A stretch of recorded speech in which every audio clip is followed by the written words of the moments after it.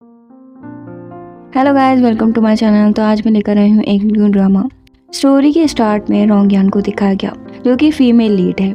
एक अधेड़ आदमी उसका गला दबा रहा था, ये बोलकर कि उसने उसके बेटे को बहकाने की कोशिश की है। जब रोंगयान को लगा कि वो मर ही जाएगी तो उसने उसे मार दिया। तभी उसका बेटा त्यान यू आया। रोंगयान को लगा कि वो उसकी साइड लेगा, लेकिन वो अपने बाप को मरा देखकर बौखला गया और उसने रोंगयान पर ही शूट कर दिया। वुयान की आंखें खुली तो उसने अपने बारे में बताया। वो चिंगमो की राजकुमारी थी। उसने कहा कि अगर वो तियान यू के पिता से 3 महीने पहले शादी नहीं करती तो शायद उसका अंत कुछ और होता। वो चिंगमो की राजकुमारी थी और उसने तियान यू के डैड से बदला लेने के लिए शादी की थी। वो वेडिंग नाइट को ही उन्हें मारने वाली थी ताकि वो अपनी मरी हुई फैमिली का बदला ले सके और अपना राज्य वापस ले सके। वो अपने प्लान के लिए जा ही रही थी कि एक लड़की उससे टकरा गई। दोनों के बीच फाइट होती इससे पहले रोंगयान ने उसे देखा तो वो उसे जानती थी। अब जब वो खतरे से खेलने आई थी तो वो उसे कुछ सिखाना चाहती थी कि वो फंसे नहीं। इसके बाद रोंगयान ने बताया कि आज उसका हस्बैंड बहुत पीने वाला है और वो हैंगओवर सूप बनाएगी जिसमें वो जहर मिलाकर ऑफिस में भेज देगी। उसने अपनी हेयर पिन को कटोरे में डिप किया। तभी एक लड़के ने उसे पीछे से पकड़ लिया। दोनों एक दूसरे को देख नहीं पाई, लेकिन लड़का जान चुका था कि उसने जहर मिलाया हुआ है। रोंगयान जल्द समझ गई कि वो तियान यू है। जब वो पलटी तो तियान यू को राजकुमारी की याद आ गई। तियान यू ने उसे वार्न किया कि अगर वो आगे से ऐसा करेगी तो वो उसे हर्ट करने के लिए ब्लेम ना करे, लेकिन रोंगयान ने गन छीन ली और उस पर ही तान दी। तभी तियान यू के डैड वहां आ गए। उन्हें शक हुआ तो रोंगयान की दोस्त युनमो उन्हें भटकाने की कोशिश करने लगी। इधर तियान यू और वुयान में बहस हो रही थी।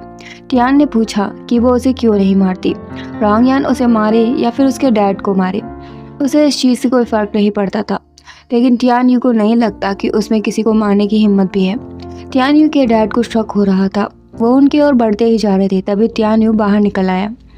उसकी शर्ट पर खून देखकर उसके डैड को लगा कि वो हर्ट है, लेकिन ये दुश्मनों को मारने की वजह से हुआ है, ऐसा उसने बोल दिया।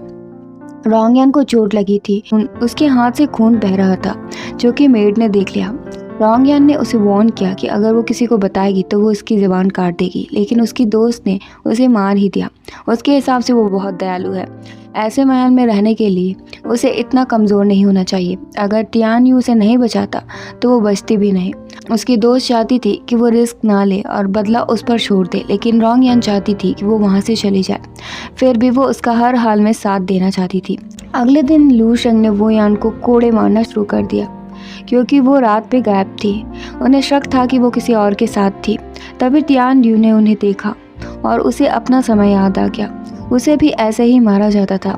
तियान यू ने बहाने से उन्हें वहां से भेज दिया। तियान यू ने उसे उठाया और अंदर लेकर गया। उसने वार्न किया कि वो ज्यादा हाथ पैर ना चलाए, वरना वो आज नहीं तो कल मारी जाएगी। रोंगयान ने उसे याद दिलाया कि वो उसकी फिक्र करने लगा है। कोई तो है जो उसकी फिक्र करता है। उसने तियान यू से दवा लाने को कहा और वो उसे सेड्यूस करने की कोशिश करने लगी, क्योंकि उसे प्रोटेक्शन चाहिए था। उसने तियान यू से दवा लगाने में मदद करने को कहा, लेकिन तियान यू ने उसका गला ही दबा दिया। उसने कहा कि वो उसकी ट्रिक्स में इंटरेस्टेड नहीं है। आगे से वो मरना चाहे तो मर सकती है। वो आगे बढ़ा तो रोंगयान के पैर के घुंघरू पर उसका ध्यान गया। उसने उसका पैर पकड़कर खींचा और उन घुंघरुओं को ध्यान से देखा। ये राजकुमारी के थे। उसने पूछा कि ये उसके पास कैसे हैं, लेकिन रोंगयान ने कहा कि वो नहीं जानती। उसने खुद को छुड़ाने के लिए तियान यू के गले पर काट लिया। तियान यू को भी लगा कि वो 3 साल पहले मर चुकी थी, तो वो नहीं हो सकती। तभी लू शेंग फिर से गुस्से में आया और रोंगयान से घुटनों पर आकर माफी मांगने को कहा। रोंगयान तियान को लेकर वहीं पर छुप गए और उसे सांस लेने में दिक्कत होने लगी। तियान यू ने नोटिस किया कि ऐसा राजकुमारी के साथ भी होता था। वो जानना चाहता था कि वो कौन है। रोंगयान बेहोश हो गई थी और तियान यू उसे उठाकर लेकर गया। उसके कान के पीछे एक टैटू था, जिसे देखकर वो समझ गया कि वो राजकुमारी है। रोंगयान होश में नहीं थी और वो अपने माता पिता को जाने से रोक रही थी। तियान यू समझ चुका था कि वो वही है। उसने सोचा कि जाने वो इतने साल कैसे रही होगी। खैर, उसने उसे शांत करने की कोशिश की और उसे गले लगाया। इसके बाद जब उसे होश आया तो युनमो उसे दवा लगा रही थी। रोंगयान ने बताया कि उसे लगा कि उसे तियान यू ने हक किया था। उसे हमेशा लगा कि वो उसे जानती है, लेकिन वो कैसे हो सकता है? वो तो शेंग का बेटा है।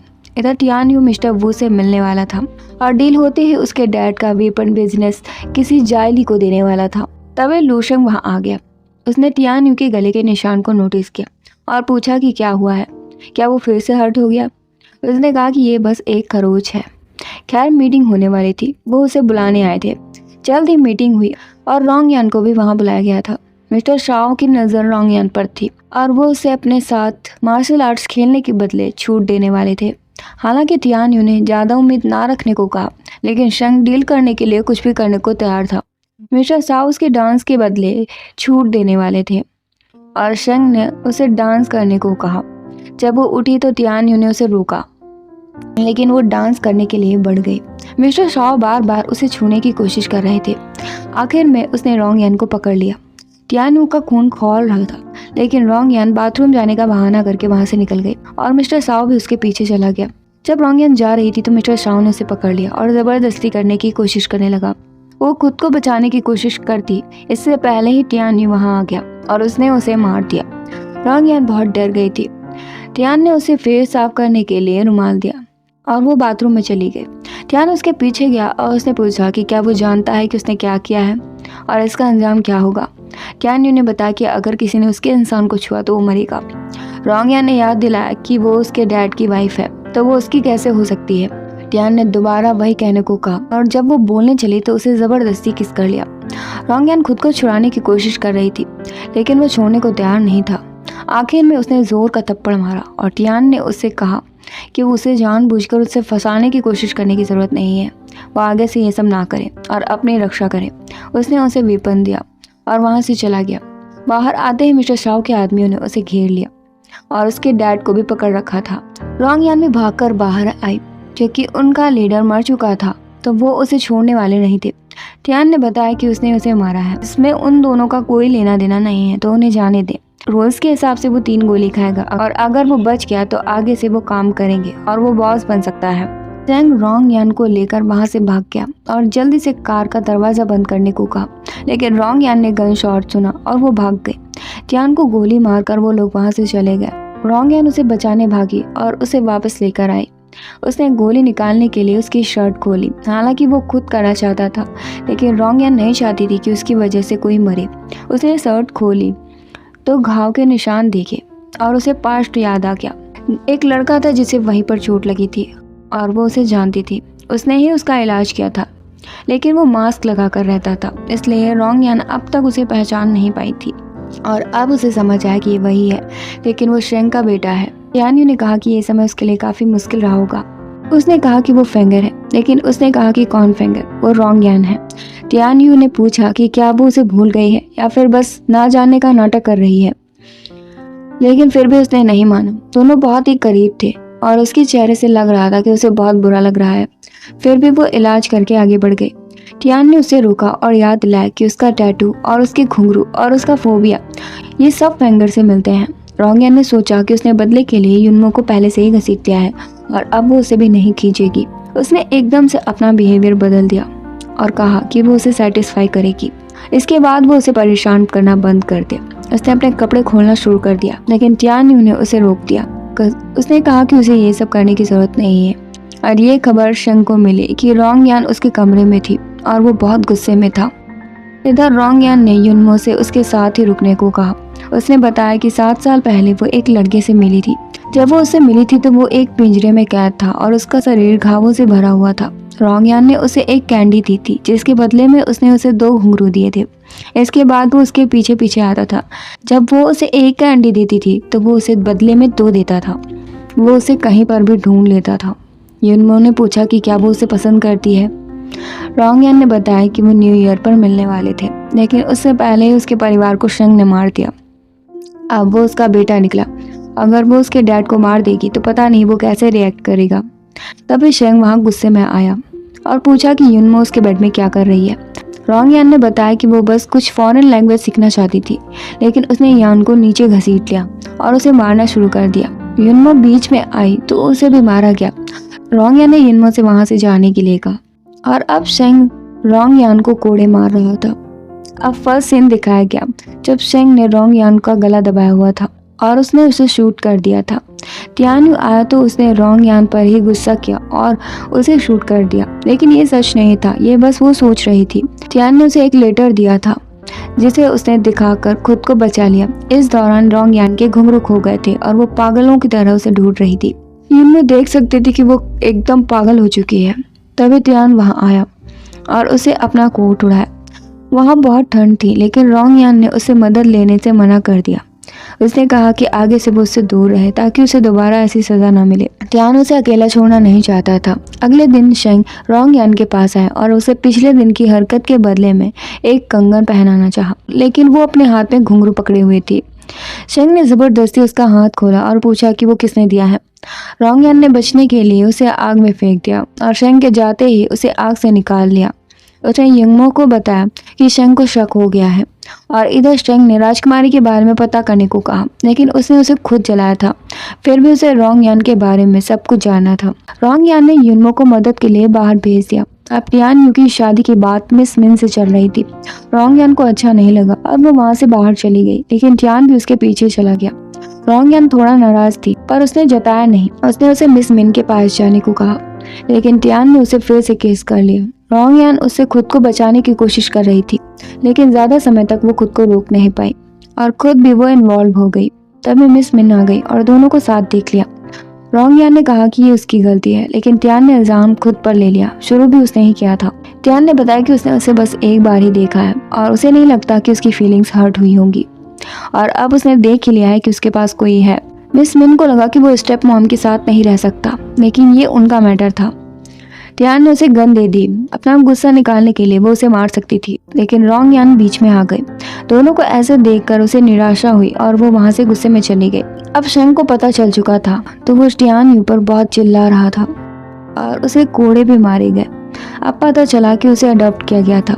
रोंग यान ने उसे देखा तो अब समझ आया कि उसकी बॉडी पर घाव क्यों हुआ करते थे। टियान एकदम से खड़ा हो गया तो एक बार को शेंग हड़बड़ा गया। उसने उल्टा गन छीन ली और उसके पैर पर मार दी और उसे कमरे में ही बंद कर दिया। रोंग यान ने फैसला किया कि वो उसके साथ रहेगी और दोनों इंटीमेट हो गए। ये खूबसूरत था और बहुत ही ज्यादा हार्ट अटैकिंग भी। टियान यू को किसी काम से बाहर जाना पड़ा और युनमो अभी तक वापस नहीं आई थी। किसी ने रोंग यान को बेहोश कर दिया और जब उसकी आंखें खुली तो युनमो और वो दोनों ही बंधी हुई थी और उन्हें पकड़ने वाला शेंग था। उसने रोंग यान को बताया कि वो जानता है कि वो जीजी है और ये बात युनमो ने बताई है। वो धोखेबाज है। रोंग यान ने बताया कि वो जीजी नहीं है, बल्कि वो उसकी एक मेड है और वहाँ पर एक सीक्रेट ट्रेजर रूम है और वो बस उसके लिए आई है। शेंग ने युनमो को मारने की कोशिश की, जिसे डर के रोंग यान ने वो सीक्रेट रूम खोल दिया। अंदर जाकर देखा तो बहुत सारा खजाना था। रोंग यान को अपनी दादी और माँ की याद आ गई। शेंग खजाने में उलझा हुआ था और रोंग यान ने तलवार से उसे मार दिया, लेकिन उसके पास गन थी। जब तक रोंग यान वहां से भागी तब तक उसे गन शॉट लग गया। युनमो ने भी दरवाजा बंद करने की कोशिश की तो उसे भी गोली लग गई। दोनों ने उसे वहीं कमरे में बंद कर दिया और दोनों बाहर निकलकर जा गिरी। दोनों ही ब्लीड कर रही थी। युनमो चाहती थी कि वो चली जाए, लेकिन वो युनमो को छोड़कर जाना नहीं चाहती थी। युनमो ने उसे याद दिलाई कि वो बचपन में कैसे हमेशा साथ रहने की बात करते थे, शादी करके बच्चे करने की सोचते थे। युनमो ने हमेशा उसका साथ रहने की कसम खाई थी, लेकिन आज वो उसका साथ नहीं दे पाई और मर गई। जल्दी टियान वहां आया और उसे उठाकर ले गया और 1 महीने तक उसने उसे बचाने के लिए जो कर सकता था किया। 1 महीने बाद जाकर उसे होश आया और वो युनमो को जिंदा देखकर बहुत खुश थी। फाइनली वो शादी करने जा रही थी, लेकिन शेंग भाग गया था और उसका पता चल गया। टियान शादी से पहले उससे निपटने वाला था। जब वो उससे मिलने गया तो शेंग ने कहा कि उसने उसे पाला और बदले में उसने उसे काट लिया। वो एक गली का कुत्ता है। टियान ने याद दिलाया कि वो बस उसके लिए एक पेट की तरह था, जिसे वो गुस्सा उतारने के लिए यूज करता था। इधर रोंग यान को पता चला तो वो तुरंत उसके पास गई। वो चाहती थी कि वो अकेले उसे मारे ताकि वो ऊपर जाकर अपने परिवार को जवाब दे सके। शेंग को हंसी आ रही थी कि उसके मरने के बावजूद भी उसके लोग जिंदा नहीं हो सकते। रोंग यान ने उसे 3 गोली मारी और चौथी गोली उसके सर पर मारी और वो बेशरम था। आखिरी गोली तक हंसता रहा। जो भी हो वो मर चुका था और सब कुछ खत्म हो चुका था। टियान उसे अंधेरी जगह से लेकर चला गया और यहीं पर स्टोरी का एंड हो गया। Thanks for watching guys. Please like, share, comment and subscribe. मिलते हैं नेक्स्ट वीडियो में।